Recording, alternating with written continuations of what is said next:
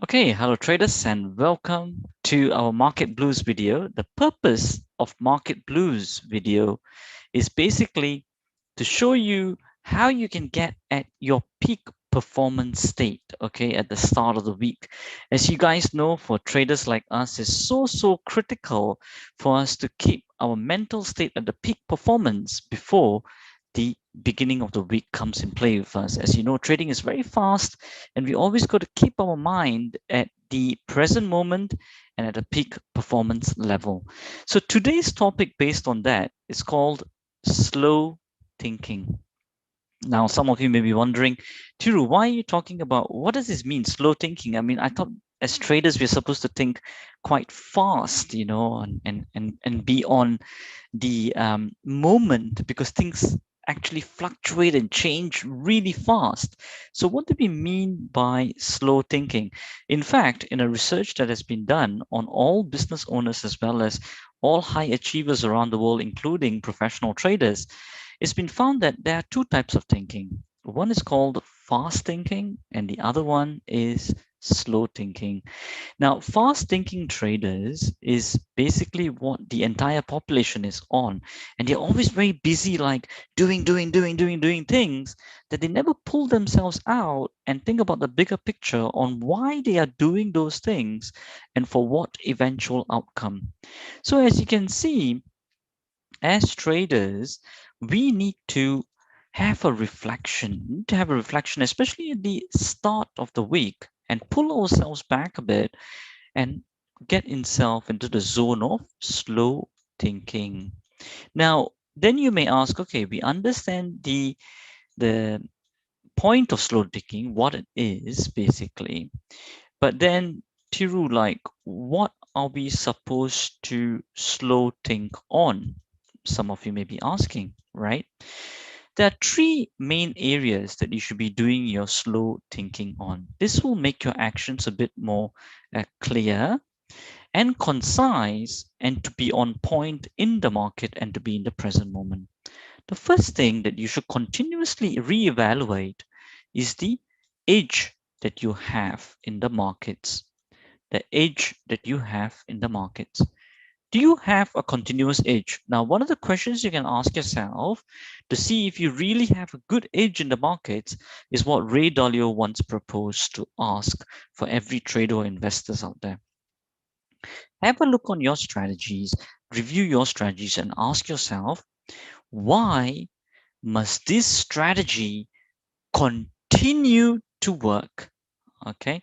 Why must this strategy continue to work? That would tell you the underlying edge of your strategy. Now, if you're not able to clearly, concisely convince yourself of your answer that you give to that question of why your strategy must continue to work, then you do not really have a very clear edge in the markets. In fact, over the 20,000 people that have coached and mentored and visited all over the seminars and conferences and all the coaching programs and workshops that we do, we have found that most traders, 98% of them, start to stammer once you ask them this thing. Even professionals who've been trading for intermediates who've been trading for 5, 7 years, they don't know the answer to this. So it's very important to pull yourself back and ask yourself this question. What is the edge that you have of your strategy? Why must it continue to work? The second area that you need to do your slow thinking process on, which is basically on think cumulative. Okay? Think cumulative. All right. You see, for example, some traders, usually in the beginning parts of their years of their journey or the beginning months, just like how I was, in the beginning parts of my trading journey, is if you take a look at dollar Swiss over here, it's going up and well in motion, very strong momentum, even broke through this small area of resistance over here. You might be thinking, oh man, I should have got into that trade yesterday because today even went more further, isn't it not? What I'm saying is, traders, pull back a little bit, do slow thinking, and remind yourself that it's never just about one trade, okay? It is about the cumulative set of trades, over 100 trades, that you must then achieve your consistent net profit. Okay, consistent net profit. So think cumulative. And once you remind yourself to think cumulative, you will not just run over to that one or two trades that you want to just get, or feel gutted that you didn't catch that trade, or is going away in my favor without me, because that will get you to impulse trading. So always remind yourself, pull yourself back, slow thinking, remind yourself, think cumulative. Okay. And do I have a strategy that will then be net profit cumulatively over the consistent execution over the number of trades? So that's what I would say. Think cumulative and consistency. That's what you should be thinking of. That's the second area you should be looking into. The third area, I would say, that you should focus your slow thinking on, time to time at the beginning of the week, always look at your results and say, okay, where am I at today? Monitoring your results and reviewing your results, I would say. The main thing over here is, where are you at the beginning of the week? Okay. And where do you want to get to? Okay. Where do you want to get to? So always reflect on that. So where you at? Point A at the beginning of the week. Where do you want to get to at the end of the week? Your trading goals. All right. And then as you get towards the near of the month, then ask yourself, okay, where do I want to get to at the end of the month? Where am I at so far in this month and towards next week as well? Always ask yourself that. That's under monitoring and review. All right. So just a quick check and a recap. Slow thinking is what you should be focusing on, not fast thinking, especially at the start of the week, so that you don't run around just doing without seeing where it's going to get you to. So slow thinking, and slow thinking on what areas? The edge of your strategy. Why must it continue to work? 2, thinking cumulative and consistency. And third, reviewing and monitoring your results, your trading results, as to where you are at and where you want to get to. Okay, right. So that's on slow thinking traders. Now let's go on to the markets as of today. So I'm just going to look at about 12 instruments right now. So let's take a look at dollar Swiss. Dollar Swiss, in terms of the trend, it's still a strong trend. Momentum is going strong, efficiency is strong. So in terms of this, what we are really be looking for, open equity is diminishing to the upside, so I wouldn't take any long trades on there. We'll be looking for signs of weakness to take a turning point over there.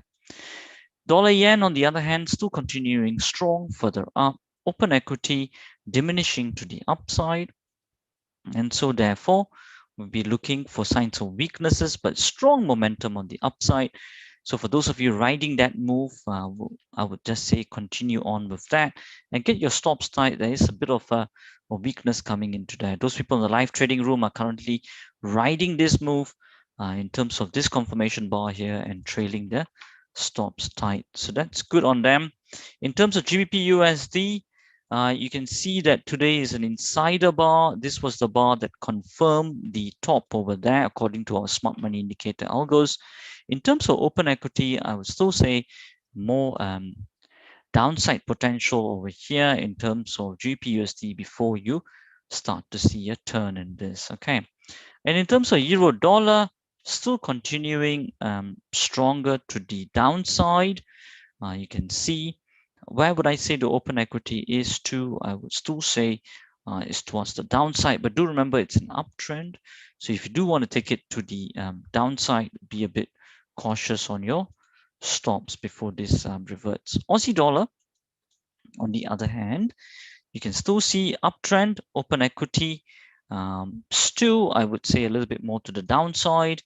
So I will wait for first these levels to be broken first, okay, before we take any short positions. Open equity to the downside, riding to the downside. Coffee, on the other hand, uptrend, still strong.